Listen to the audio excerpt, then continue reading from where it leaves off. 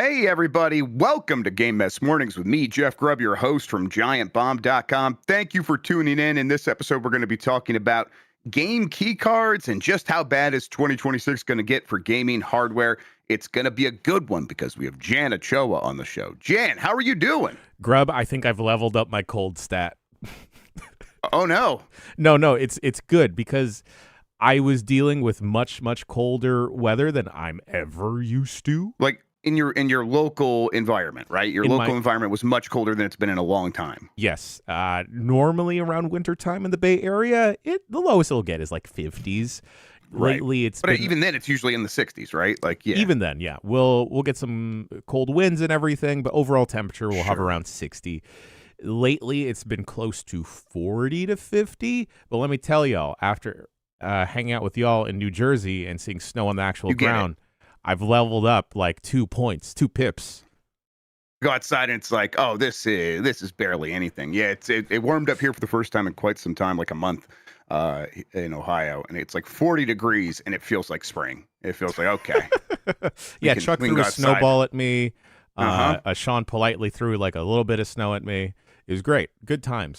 Everyone was like, this is the first time you've ever done this. And you're like, no, I'm 30, whatever years old you are, Jan. And you're like, I've seen a snowball before. Yes. I don't think I've ever made a snow angel, but I don't want to because the ground is dirty. Yeah, you got to like get the fresh snow. It's got to be enough snow that you don't get down to the dirt. And you also have to be wearing like plastic clothes. You have to be wearing like stuff that's waterproof. Oh, okay. I thought you meant I had to be in a plastic bag, but okay. No. We would never put Jan in a plastic bag. No one puts baby in a corner. No one puts me in a plastic bag. That's what they say. Yeah. Hey, how was your travel back home? Oh, Grubb. It was fine. We recorded Game of the Year, everybody. Yes. Those podcasts are going to be going up here real soon. Sorry for missing the early part of the week. I guess, more bad news on that, but this is something we've kind of made like pretty clear. We're going to be off for the next 2 weeks after tomorrow's show, where we're off for the rest of the year, but we will have stuff going up on the site. There will be the Game of the Year deliberations, the categories. Sean's putting together a music episode, although he's got a lot to do. So, but he seems pretty intent on getting that done. So we're going to have plenty for you to listen to over the holiday break. And we'll be back after the new year. And, Grubb, this is probably me drinking our own Kool-Aid, but I had a lot of fun this year during deliberations. It's a good crowd. We've got like something good cooking. I just can't believe how obstinate Mike Minotti was on everything. Just the worst. This guy, I tell you. I don't want to spoil anything, but there were multiple times where Dan had to get in between Mike Minotti and I. That's literally true. All right, let's explain ourselves. We're Giant Bomb. Go to giantbomb.com/join, become a member.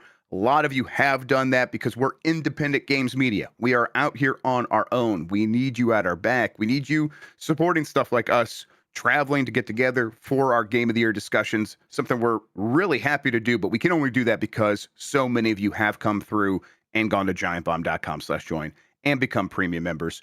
Thank you so much. And thank you to everyone who's considering, like maybe early in the new year, you're going to have a little bit more money and that's when you're going to come through. We appreciate it. And the rest of you that can only be here and support us by watching, we love you. Tell a friend. You're also helping. It's fantastic. Thank you all so much. All right, as far as this show goes, though, most weekdays, I, Jeff Grubb, will help piece your gaming life back together. That includes breaking news and maybe even some of our own original reporting. For all these topics, I'll get the input of a bona fide expert who will make me look smart. If you are watching live on Twitch, welcome. You can always listen to the show later on podcast feeds by searching for Game Mess Mornings or find the RSS feed on giantbomb.com. You can also catch the show later with chapters and timestamps on YouTube. Hello, YouTube. All right, we have a lot to get into, so let's start the morning mess with a rumor. Nintendo is apparently planning smaller Switch 2 cart sizes as alternative to game key cards. This is from Nintendo Soup. Earlier this year, Nintendo introduced game key cards, a new type of game cartridge, or card as I would call it, that does not include the actual game, but a license to download and play a digital version of the eShop game. Basically, instead of getting a code in a box, you get a card that you can resell, but the game isn't actually on the card. You're going to have to download every little last bit and bob for that thing. The reason so many developers and publishers have gone with that option obviously is. The only other option was a 64 gigabyte game card that is probably prohibitively expensive for the vast majority of developers and publishers and for the vast majority of games. So we've seen a lot of game key cards so far. We probably will continue to see a lot of game key cards, Jan, because that will continue to be the cheapest option. But now it's gonna be a little bit easier for some of these studios to be like, hey, if Nintendo is going to offer us up a 1 gigabyte card or a 4 gigabyte card or an 8 gigabyte card for our small indie game, now we can sort of justify that and print a few thousand, a few tens of thousands for those most dedicated fans. And we want to do that because we know how important it is and it looks good for us. And now that's actually a viable thing as long as this is all true. But it all feels like this is always where we were heading. Nintendo limiting the options early on because, probably just logistics and a bunch of other reasons. Maybe they wanted to push down the price of the 64 gigabyte cards, whatever. They're probably nefarious reasons. It's Nintendo. But here we are. They're beginning to maybe give some other options to other publishers. You think this means that like physical games on the Switch 2 are going to be safe and healthy? I would hope so, at least in regard to smaller titles, Grubb. Like, we've seen reports of what Final Fantasy VII Reintegrate, I think is what they're calling it, on the Switch 2 is going to look like, and that is definitely going to be nowhere near the proper size to be on a game cart, let alone these smaller game carts. But I hope that this is positive for the indie devs out there, right? Correct me if I'm wrong, but I'm under the assumption that the physical Switch 2 edition of Hades 2 is still a virtual game card. I don't know, actually. I think it might all be on there, but again, that'd be a situation where Nintendo likes them a lot. Maybe they figured something out and made it happen with the 64 gigabyte card. Hades 2 is a real card, folks are saying. So that's fantastic. But, there are other smaller indie devs that aren't in a position like Supergiant that are maybe just getting their feet wet, that I would love to see be able to find a life on the Switch 2, specifically with physical game cards. And this means a lot for game preservation, Grubb. And I can't help but think about folks with very limited internet connections where you were super excited to line up at your big box retailer, wherever, or even folks are maybe opening up gifts during the holidays and they boot up the game only to see, oh, I got to go download this stuff. And again, depending on where you're at in the country or in the world, your internet connection may be very, very limited. So it's going to take quite a while to boot up your game. And, one of the big parts with the virtual game cards is preservation. Like, what if those servers go away? What if those downloads disappear and you won't be able to play those games? It's less of a tightrope and more of like, why do we got to do this? Right. Like, let's at least just make it more viable. That's all. And this might do that. So there's a couple other things. Like Hades 2, that's a good example of kind of what happens here. People pointed out, yeah, it's a real game card. The game is really on there, but it's $20 more expensive than the digital version to offset that cost. That's the kind of thing that the developers are going to have to consider, is raising the price on the physical version. You can look at it as getting a discount on the digital version. It's obviously not that. It's obviously raising the price on the physical version. And then, the reason I mentioned 1, 4, and 8 gigabyte cards, those were pretty popular on the Switch 1. Mm-hmm. I still hope we do get to a place where those are an option. But it sounds like early on, the option is going to be 16 and 32 gigabytes. Now, that's still going to be an improvement, but I bet those aren't that much less expensive than the 64 gigabyte ones. So I think most studios, most publishers are going to be in a situation where they're still not like going to be making a ton of money if they do a real physical version. Mm-hmm. So they're still going to turn to the game key card. I hope we get to a point where Nintendo's like, here's the full smorgasbord, pick what you need, and we're going to help you figure that out. But, digital is less and less, digital is more and more important. Physical is less and less important every day. I feel like a part of that, though, is just the positioning of these companies. Nintendo Switch 1 had a ton of physical sales, still more than any other platform as far as I'm aware. Like when I've seen those numbers spliced up before, it's always Switch 1 physical sales outperforming everything else. People liked buying physical Switch 1 games. And now with the game key card, Nintendo sort of poisoned that well a little bit. And so Switch 2 is looking like, well, maybe people are going more digital this time. And really, it's just like, no, I want to buy physical, but you're only giving me the game key card.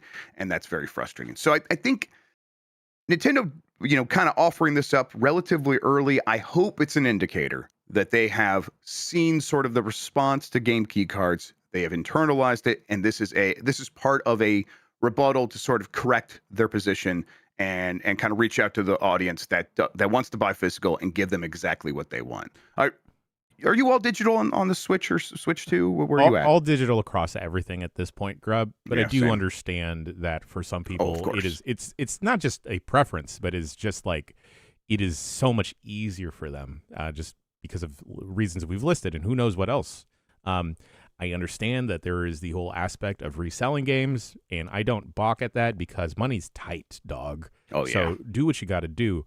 But for myself, I am completely digital at this point because of our job. I have access to very fast internet, so it isn't that much of an issue for me personally. Yep. All right, let's keep going here. Nvidia plans heavy cuts to GPU supply in early 2026. This is from Mark Campbell at OC3D.net. Nvidia reportedly plans 30 to 40% cut in GeForce GPU production in early 2026. Recent reports have claimed that Nvidia intends to reduce its production capacity for the 50 series GPUs in the first half of the year. These cuts are reportedly due to shortages of memory, not just GDDR7, but all memory types. 30 to 40% of NVIDIA GeForce GPU production could be axed. This implies that NVIDIA cannot get enough GDDR7 memory to produce GPUs at its current rate. Alternatively, it implies that NVIDIA expects significantly reduced GPU sales in 2026, possibly due to rising NAND and DRAM costs and their impact on PC prices. There's a bunch of market forces here, Jan. These things are going to go up in price because the components are going up in price. Supply and demand still going to be the biggest factor here, though. And people who need a GPU are going to need a GPU. There's always going to be a baseline number of people who need it for it's their number one hobby, playing games. They need it for their work. They need it for production. They need it for their job. They need it for their office, like enterprise, all these things. And, that demand is going to be there. It might not be as high as it would have been if prices were lower, but now supply is much lower. So that's also going to push up prices. And I think the maybe the understated thing here is that it's going to hurt the lower end of the market much more, just like always, where just like we've seen in GPUs for a very long time now, where it's been neglected. They come out later, sure, but now they just feel like deeply like afterthoughts. Your 5060s, your 5050s, that lower end, anything that would be entry level, although the price has gone up so much you could hardly consider that anymore. Those ones are going to be stuck at 8 gigabytes of RAM for sure. Probably in some cases, maybe not even that. And that's so we've kind of all agreed that's not enough anymore. But they're going to prioritize whatever RAM they can get their hands on the cards that they're selling at a much higher price, at a much more marked up price, because they could sort of absorb more of the cost of the RAM in that for like a 5080 or a 5090.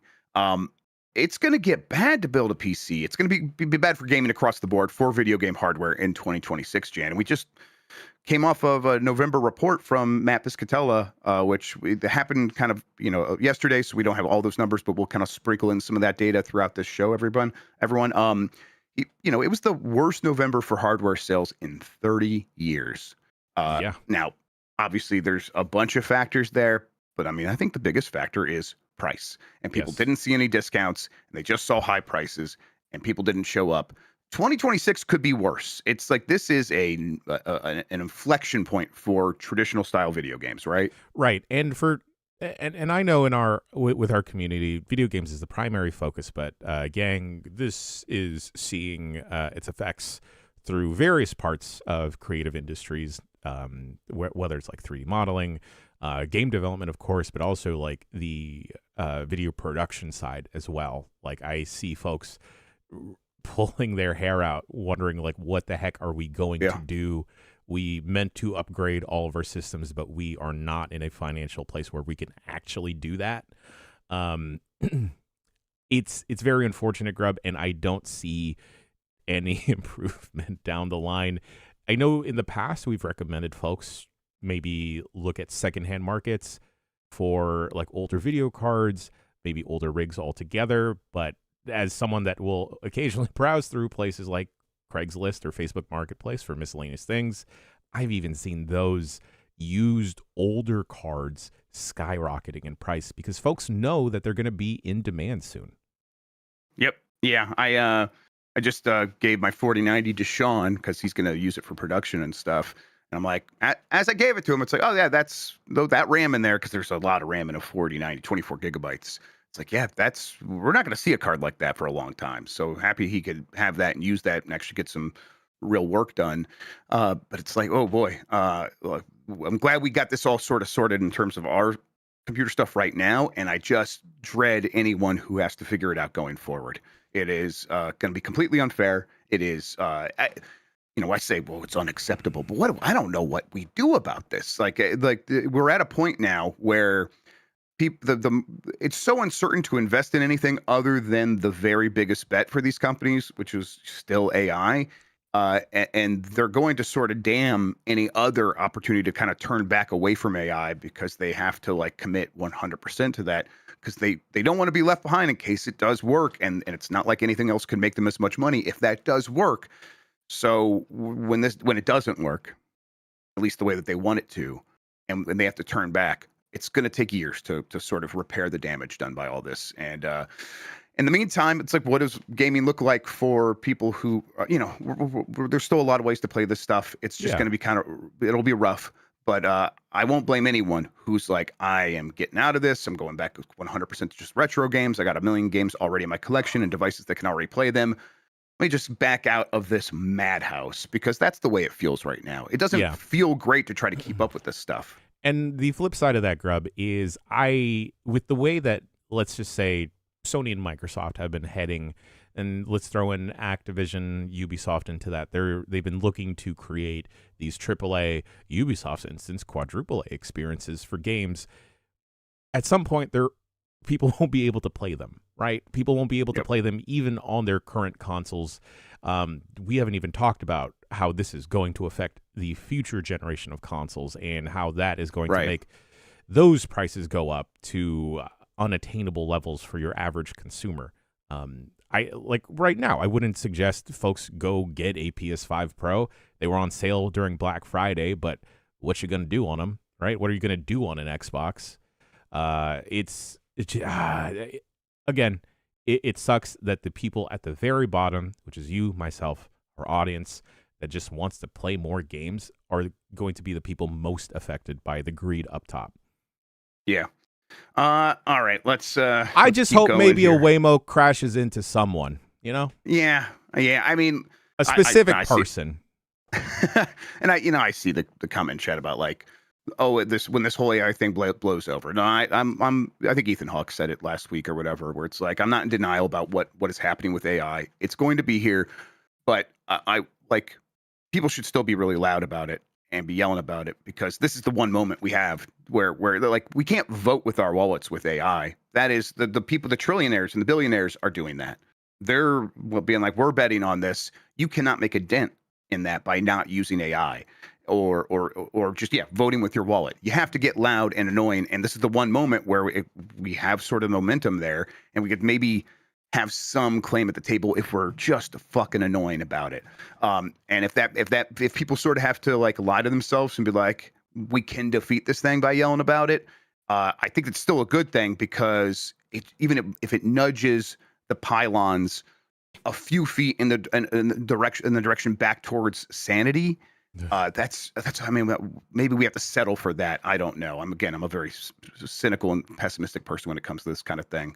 But even I recognize that if we just can yell about it, at least some of these companies will have a second thought here or there. We'll talk about Larian here before we're done today. We'll probably repeat a lot of this. Okay. Sony settles lawsuit with Tencent over that Horizon Zero Dawn knockoff. This is from John Walker at Kotaku. Back in November last year, Tencent revealed a game called Light of Motorim. That was almost comically, obviously, they were lifting its entire aesthetic from Sony's Horizon game series. At the time, we suggested the game was obviously a lawsuit waiting to happen, and sure enough, in July this year, Sony announced it was suing Tencent over the slavish clone. That's their words. Now it appears that the case has been quietly settled behind the scenes. As reported by The Verge, a court document reveals that the case is over. All parties are paying their own cost, and as so often seems to be the case, the settlement is confidential, which is to say we'll never find out what was agreed to, but can draw inferences from the fact that the game's Steam page remains deleted. At the time of the reveal, Light of Motorum was hilariously, obviously knocking off Horizon Zero Dawn. Every detail of the promo shots could be mistaken for a new entry in Guerrilla Games' series, from setting to player character to robo-animal creature design. Yeah, I mean, I think we could have predicted this, that they'll just settle it, and Tencent will be like, hey, yeah, either we'll completely cancel this thing, we'll rework it moderately and sort of like pay you a lump sum to like be like, hey, we apologize, but we'll change enough so people don't like at first glance immediately just assume this is one of your games, or no, I don't know, maybe some other thing. But if this game reappears, then we'll be able to infer even more from like what exactly happened. And then if it never reappears, it's like, well, obviously that was what they agreed to. I'm someone who's kind of not quick to defend, but like wants to create space for obvious clones and ripoffs because that's gaming in a lot of ways. Mm-hmm. This one was just so egregious that even I was like, I mean, don't do this. Just don't do this. It's stupid. It looks bad, and I'm kind of glad that they got slapped on the wrist here. I really don't understand at any point where they thought they could get away with it, especially if they were trying to make this like a global game. Grubb, just quick thought exercise, if you'll indulge me. Can you name another character in Horizon Zero Dawn besides Aloy?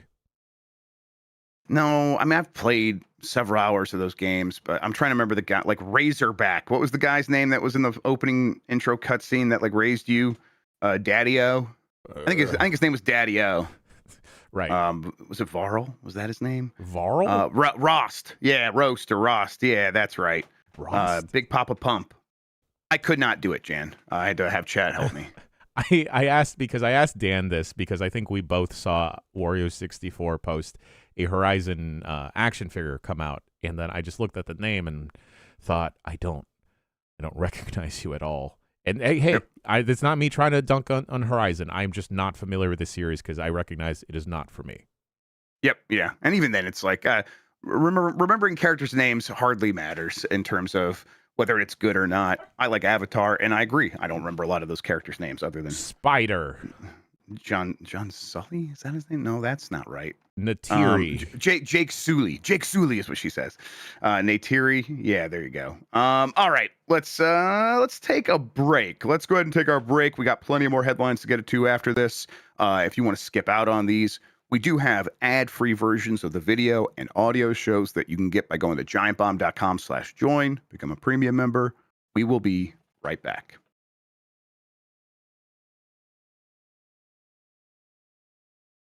All right, dog, it's time to start the show. Are you ready to go? Yeah, dude, I'm ready. No, Grubb. You look like you are in a den of inequity right now. I don't know what that means, and I don't know what you want. It's not like I have a home studio, Jan. Yes, you do. The computers that Main Gear built for us have Nvidia GeForce RTX GPUs in them, and with the Nvidia Studio drivers and Nvidia Broadcast, you can turn even your man cave into a professional studio. Using Broadcast, you can upgrade your webcams, microphones, and speakers using the power of machine learning to take our shows, voice chats, and video conferences to the next level. You can use audio effects like noise removal. Oh, yeah, I guess I have the fan on. Well, it's hot. I'm not going to turn that off. Let me just hit this right here. Is that any better, Jan? Much better. We can clean up your shot with auto frame and video noise removal. And Grubb, you can even make it look like you are paying attention using the eye contact tool. So I could still watch my stories? Yes, you can. NVIDIA Broadcast is a universal plugin that works with most live streaming, voice chat, and video conferencing apps. It's supported on any NVIDIA GeForce RTX GPU. And since I'm using the NVIDIA Studio drivers, I'll get stable optimized performance in Adobe Photoshop, DaVinci Resolve, and all the other apps that I need to use to fix our mistakes in post. You know what? Thank you to Main Gear and NVIDIA for supplying our NVIDIA Studio PCs Nvidia broadcasts your AI-powered home studio and Nvidia Studio, the software advantage for all creators. Jan, I'm not even looking at the camera at all right now. Grubb, stop looking at me. I haven't looked at you forever.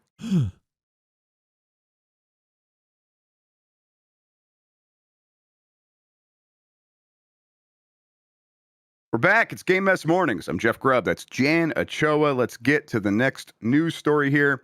After being called out for AI usage, Larian is now under fire for allegedly shifty hiring practices and processes. This is from Alex Hopley at Game Reactor. It seems the floodgates have opened for criticism toward Baldur's Gate 3 developer Larian Studios. We just didn't like the trailer, everyone, or at least I didn't. It was spooky to me. Now everyone's like, well, let's get them while they're down. Grubb said he didn't like that one trailer, so they're vulnerable. Following some comments about AI from CEO Sven Venk, that seemed to have been blown out of proportion. Now the former gaming darling is being criticized for other alleged bad practices, including shifty hiring practices for bringing writers into the studio. As reported and compiled by The Gamer, narrative designers and game writers have shared their experiences applying for Larian. A thread on Blue Sky contains most of the information, with writer Bruno Diaz saying Larian's horrible hiring process is an open secret in the industry. Other people like Gwen C. Katz said they made me do 12 interviews. Then they rejected me based on my resume. That's crazy. Oh. I'm not sure if they'll ever find anyone at this point. They must have interviewed basically every single writer who isn't already aware of their process. Narrative designer Stella Sacco said that she had to provide a writing example that was in a playable state, and she was also not told where she'd be working if she got the job. They said I'd work at one of their studios worldwide, but that they decide which one later. Sounds a little bit messy and, not friendly toward, it sounds extremely not friendly to any new hires. No. And it's always difficult for me to be like, is this like, they don't have some soft skills, or are they assholes? And it's the same thing in a lot of cases, I know. But sometimes it's as simple as like, they just don't think about what effect this is going to have on the person that they're hiring, and they want to get it right because it's a big thing for everybody. This sounds like it's a little bit more than that. Obviously, though, Larian going through a lot right now. What are you thinking about this? We could talk about the AI stuff, wherever you want to go. Grubb, I guess I don't know where to start. Is where I'm at, because I didn't play Baldur's Gate 3. I didn't play a lot of it. Not my cup of tea. So I don't want folks to think that we are like jumping on the Larian hate train or anything, or that. And I also didn't like that trailer at all. And I was there to see it in person and see like several people get carried away. Those people are gone now, Grubb. They're just gone? Those were real people. Yep. Oh, shit. They didn't get disconnected by the little wire doodads. I'm glad you're okay, brother.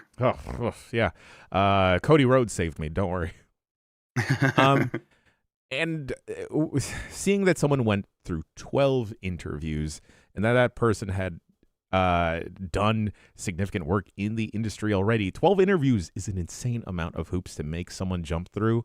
Especially if you're not going to hire him for something you could have read on the resume before the first interview. Yeah, and Grubb, like, job interviews are incredibly exhausting, anxiety-inducing, especially within this industry where there's only so many jobs anymore. The whole thing is a bummer. I don't understand how. Cyclius in Twitch chat, I don't understand how Larian has 500 employees and still makes people do that. It's weird. The whole process, the AI stuff already made me feel icky, and the kind of doubling down on it made me feel gross. And now hearing this, it's especially unfortunate. I see that there are other developers saying like, "Well, we do this too." Just because you do it doesn't make it good, or doesn't excuse the process. Right. So maybe this is not a Larian issue. It's a video game industry issue. It's certainly a tech industry issue. This was always going to happen. The turnaround, the how the tables have turned for Larian. They're at the top of the industry. They're going to get scrutinized, and every word's going to get dissected, and all of their stuff's going to get dissected. That doesn't mean there's nothing there. They probably should address these things. I will be interested to see how the darling of the industry responds to these very highly critical moments of people throwing out insults and saying that like you are a weird place when we tried to work there.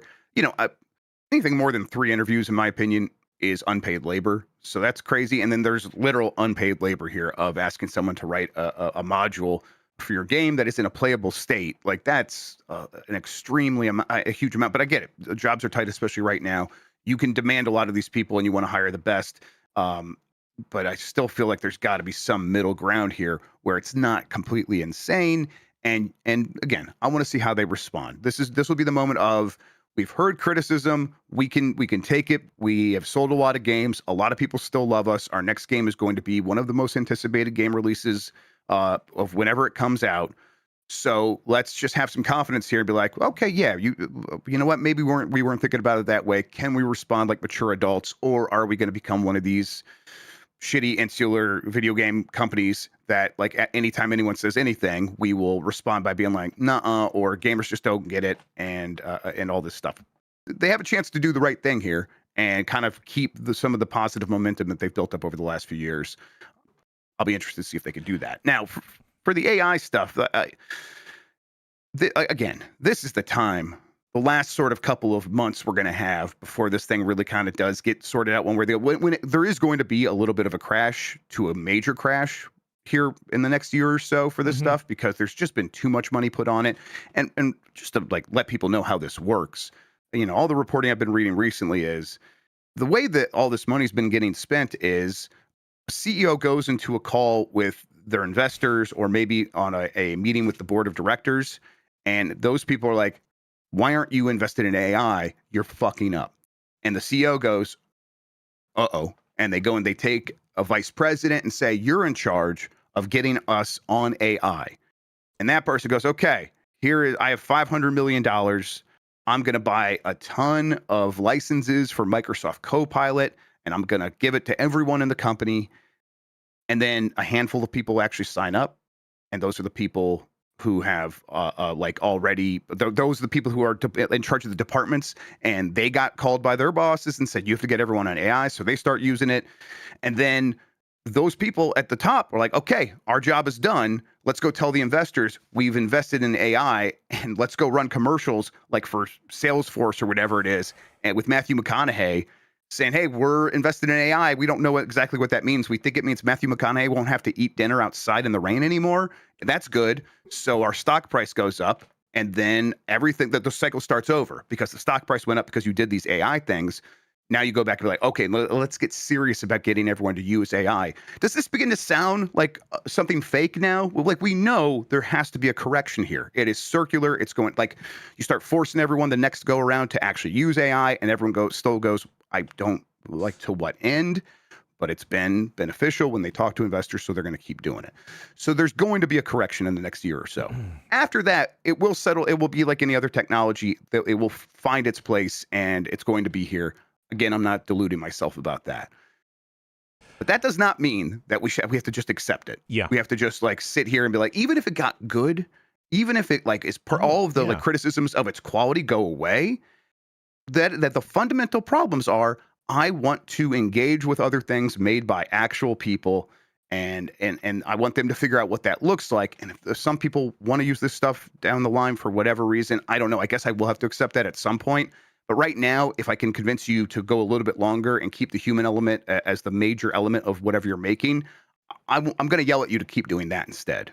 100%, Grubb. AI will never know what it's one of the most effective games for me this year, and Roger. I've talked about it a bunch.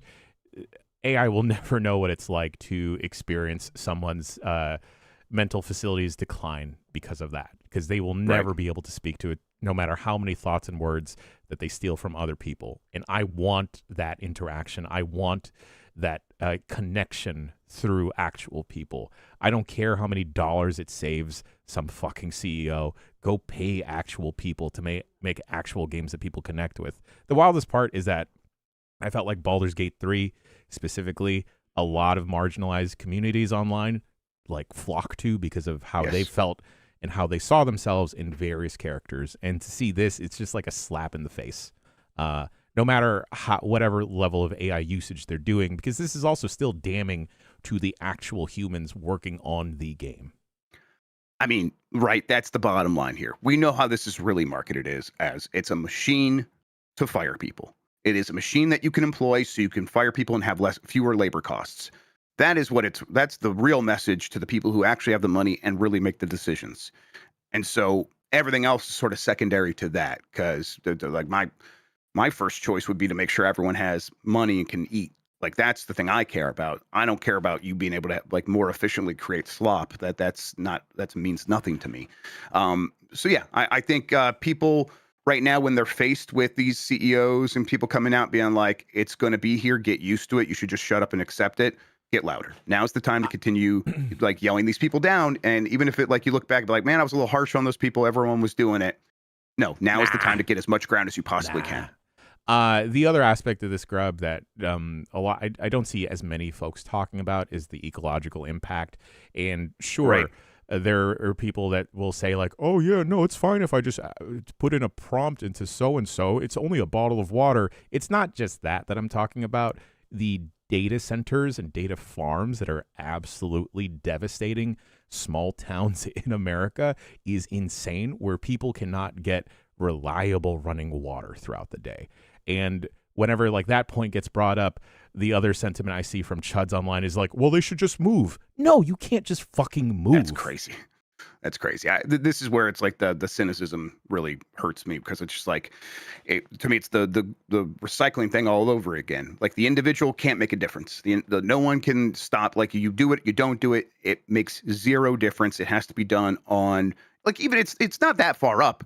Like, if you instead of like, okay, I'm gonna start recycling and I'm gonna make a difference. It's like, actually, no, if you went to your children's school and helped them set up a recycling thing, that would make a huge difference. Actually, that would make a noticeable difference, because it's like, once you get up that one level of, it's a bunch of people, it's an institution, that changes things. And I think that's like, I want to keep focusing on these companies and go into your work and doing what you can in there to stop them from adopting it at every turn. Because, you know, I don't think my grandma, sending me AI generated artwork of kittens or whatever. Yelling her down is only going to get me so far. In fact, it's not going to get us anywhere. It will make no difference. Literally zero difference.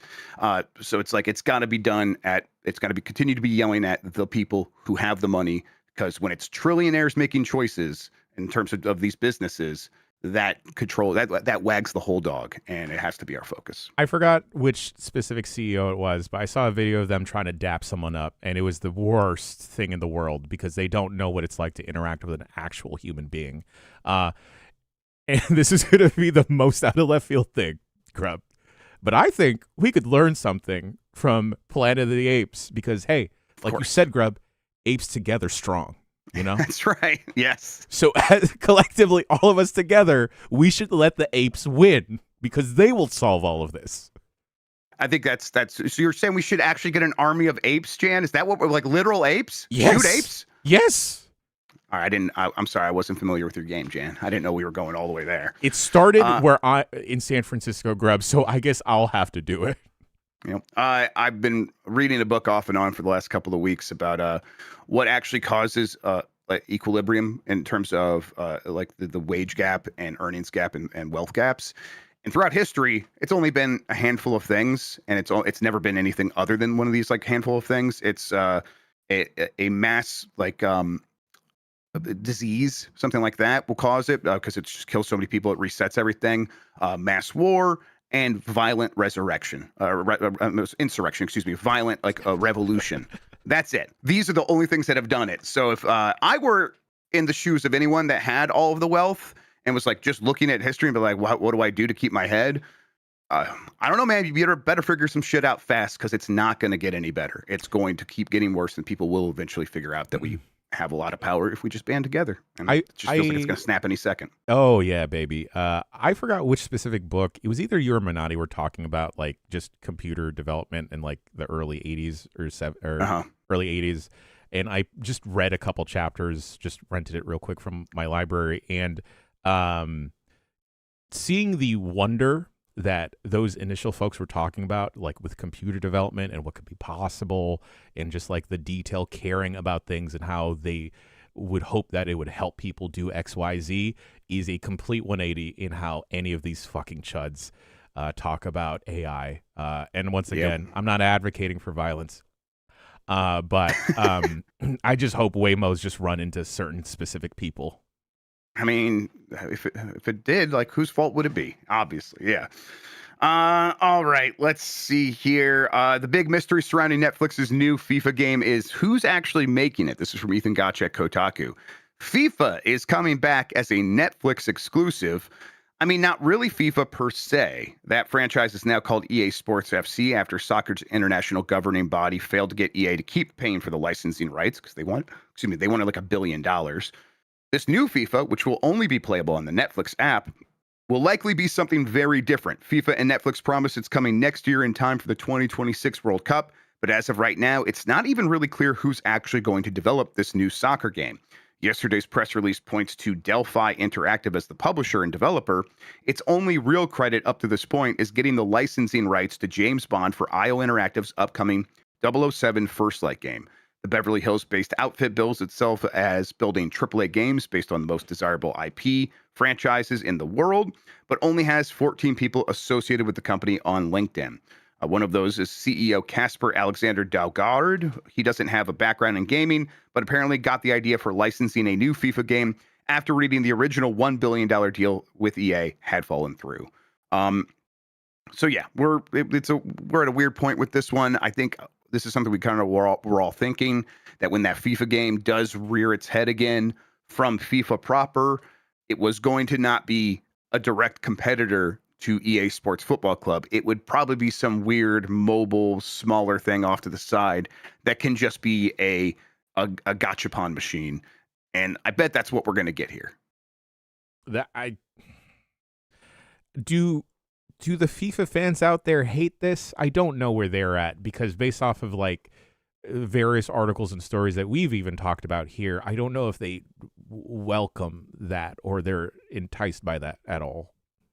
I think, the idea here is if you are this dude, Casper over here, the friendly ghost, who is the CEO of this company, and your thinking here is FIFA, the World Cup, soccer, these have an audience so broad that you don't have to worry about the discerning fans. You don't have to worry about the ones that are like, I know better, and I'm going to go play the real thing, I'll even go play eFootball from Konami. Like, I know all about this stuff. I have a console. I have a PC. I'll play stuff over there. You can find the other audience that is just like, I like this thing. I have a phone. I have a Netflix subscription, and I just love soccer so much. I want to go engage with it more. And you hope you capture enough of them that it sort of like works itself out. And that does, mobile especially, that does occasionally work. I don't know if it works long term.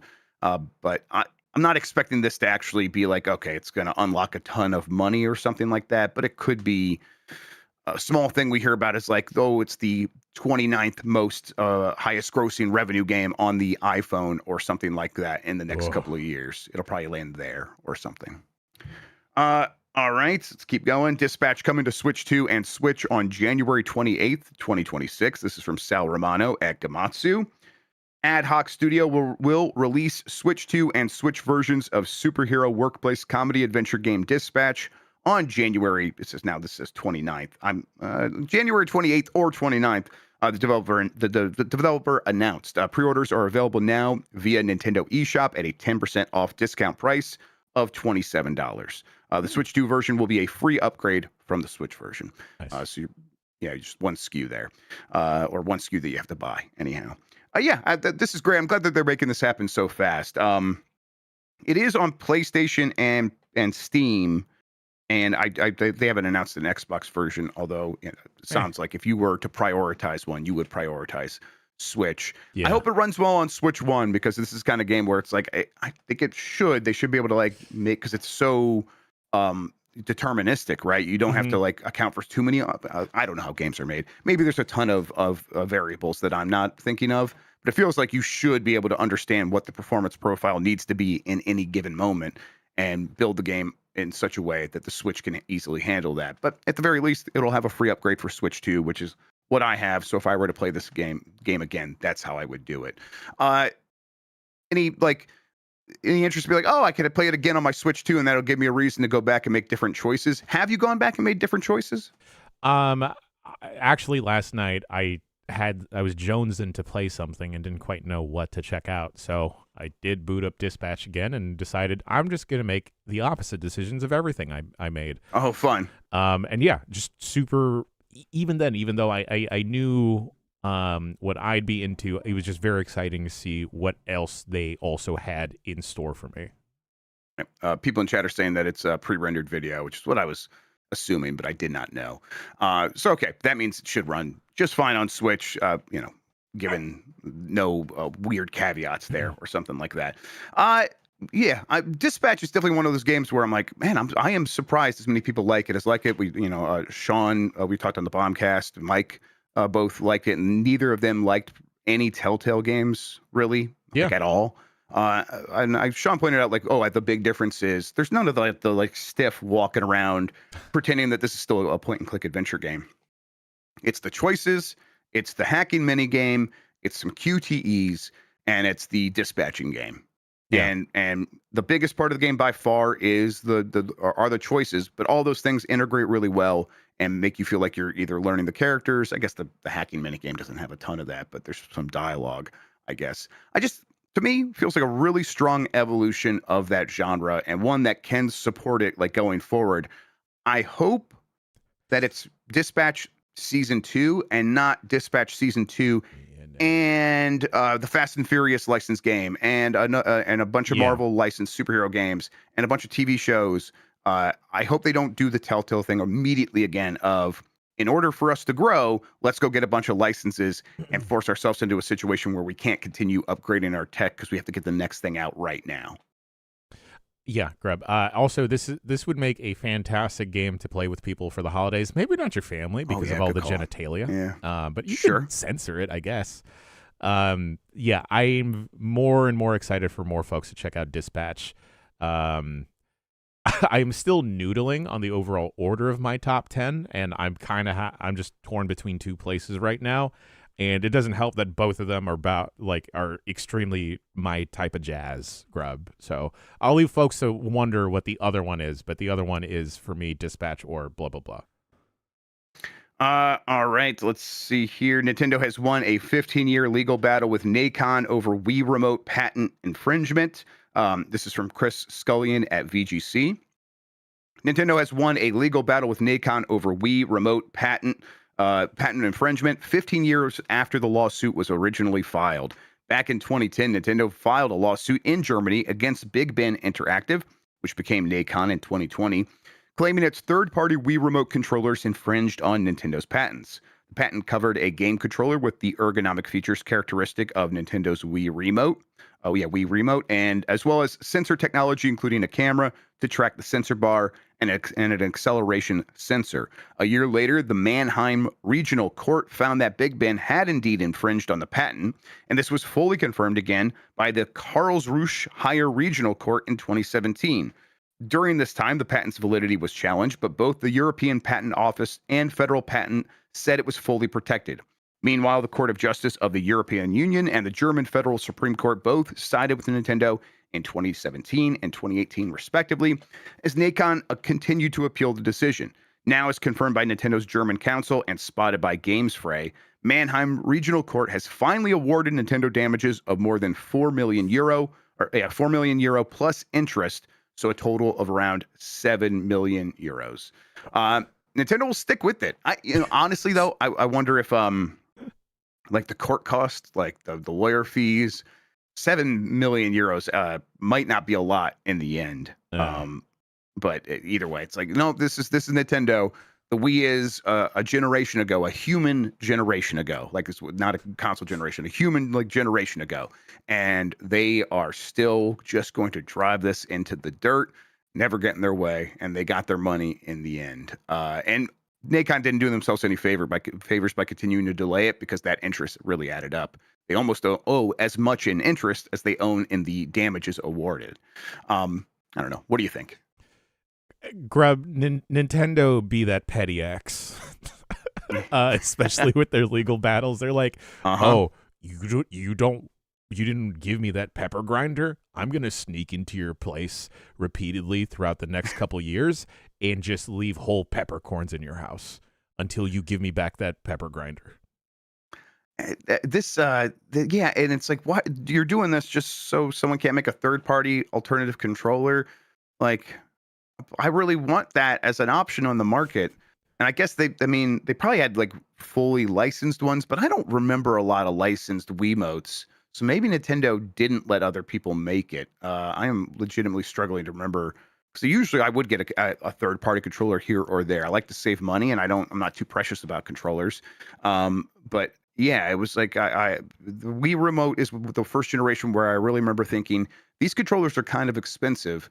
Let me look for an alternative, and I don't remember being able to find one all that often. I'm glad that like that seems to have changed, or maybe like these companies can't patent enough stuff to like prevent people from making like a generic Switch controller or whatever. Maybe that was like the HD Rumble in the Switch. There wasn't a lot of third-party controllers that had HD Rumble unless they were officially licensed.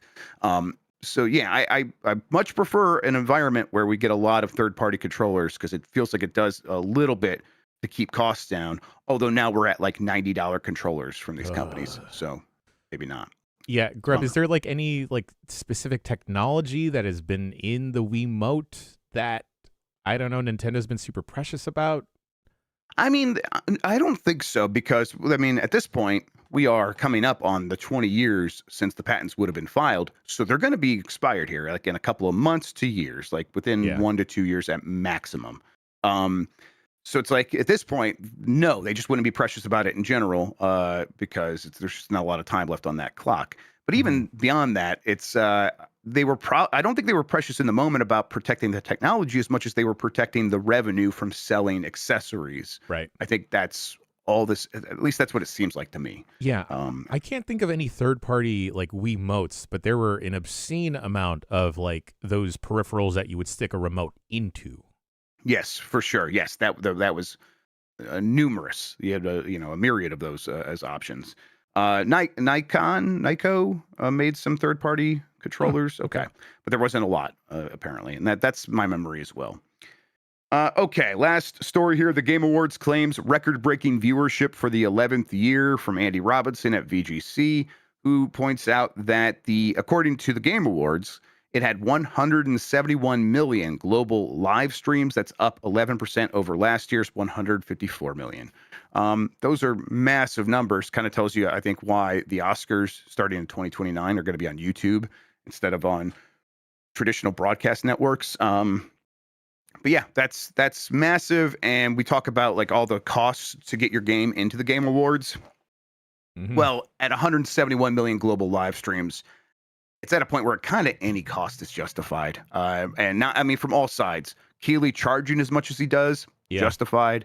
The people going in there and spending that money, going to their publishers and being like, this is our marketing campaign. Let's go in there and get in front of all these people. Pretty justified. It's, it doesn't always work. And being on that show is not a guaranteed, I think we're clearly seeing not a guaranteed key to success in the case of the High Guard. Although, I'll point out again, as I've asked around, I don't think High Guard paid for that spot. Sounds like Keighley just offered it to them. But regardless, I think in the future people will be able to be like, hey, Keighley, yes, you're growing at an astronomical rate, 11% growth in viewership from one year to the next. You should be able to charge more, sure, but let's be clear here: being in your show can backfire as well. Yeah. So we want a little bit of let's be considerate here. Let's maybe like get a little bit of a discount just in case, some insurance, maybe guarantee that we're also in Summer Game Fest or something like that. He's going to have to navigate that a little bit because, again, as far as I could tell, it was his decision to put High Guard there, and it did that game no favors. I think it's actively hurt that game.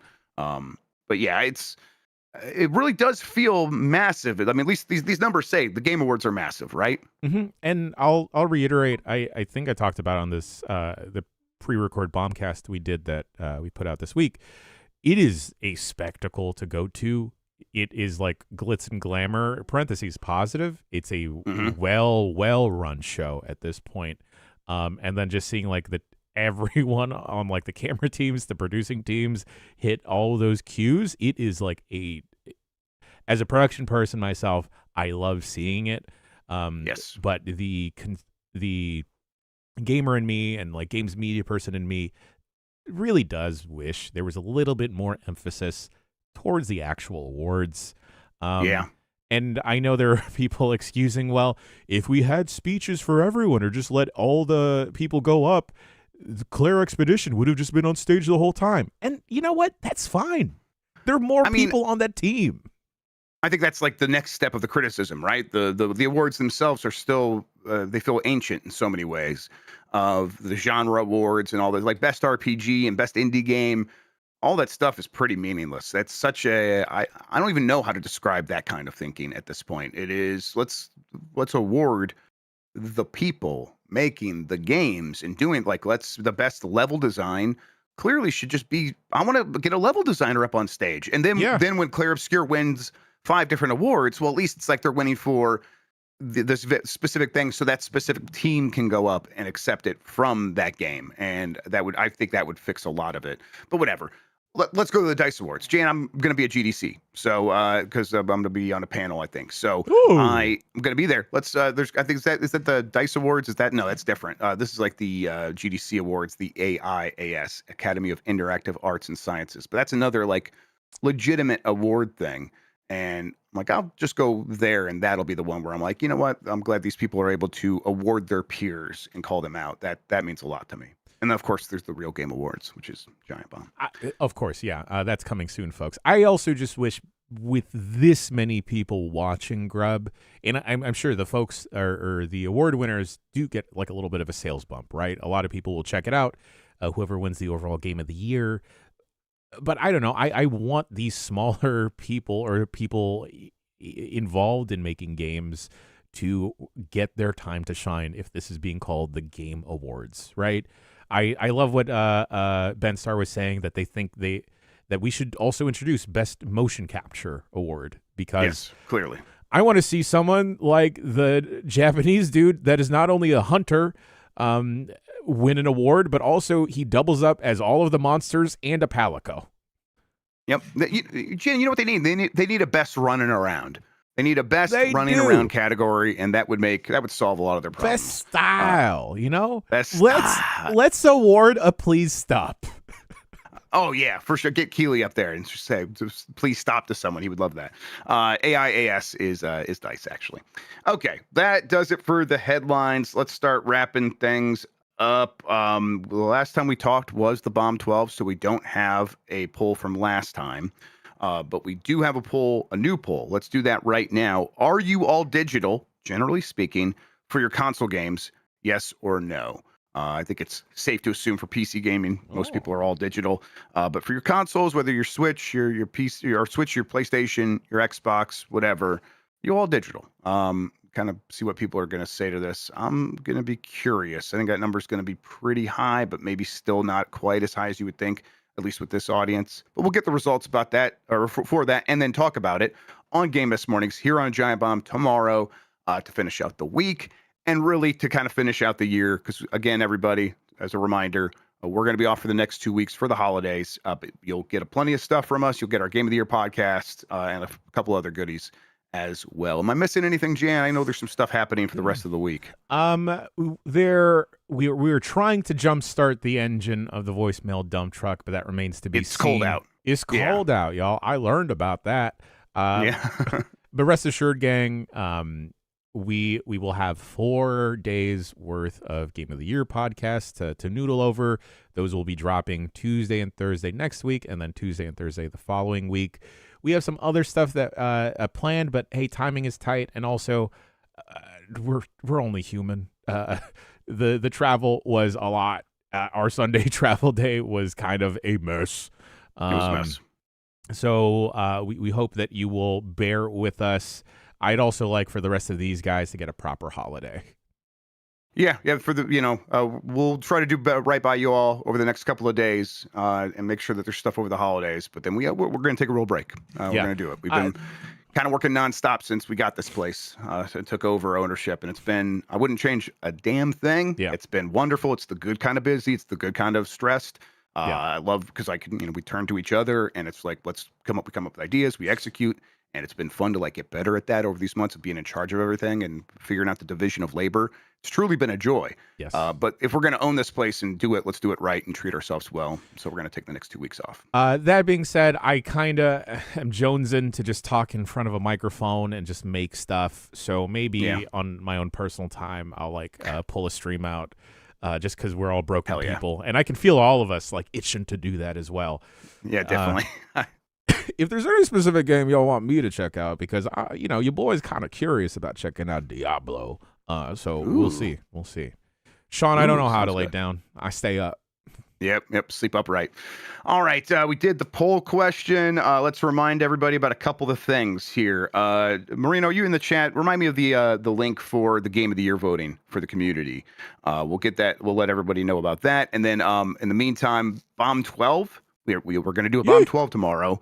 The link is on the site. If you go to giantbomb.com and you scroll just below the fold, you're going to see last week's Bomb 12, and then you're going to see a vote here on the left-hand side.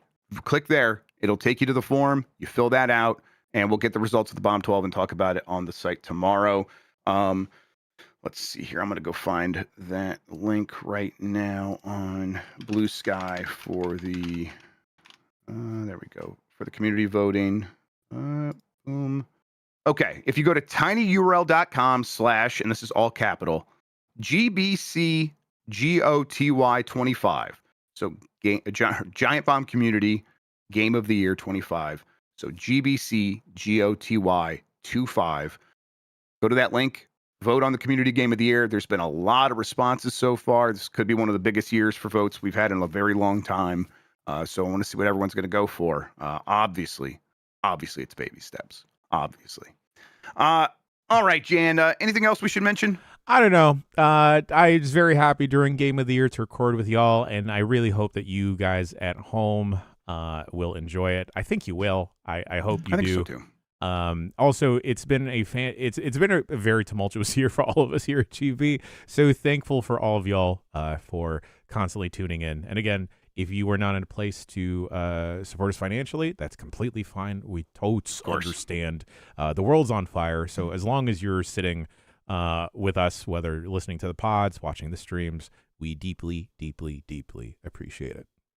Yep, we fuck with y'all. Thanks everybody for hanging out with us. Sean also has music. If you want a music thread, if you want to submit music to his form, find him on Blue Sky for our music roundup episode. He's going to do that in a big way this year. So only submit the good stuff. No more of this junk, everybody. Just the good stuff. No, Jan, that shit. Thank you so much for hanging out with me today and talking about video games, man. I really appreciate it. It's the best way to start a Thursday, Grubb. Thank you all for hanging out with us, watching and listening. You are the best audience in gaming. Until next time, have a good one. Take care of yourself, and goodbye. Smooches.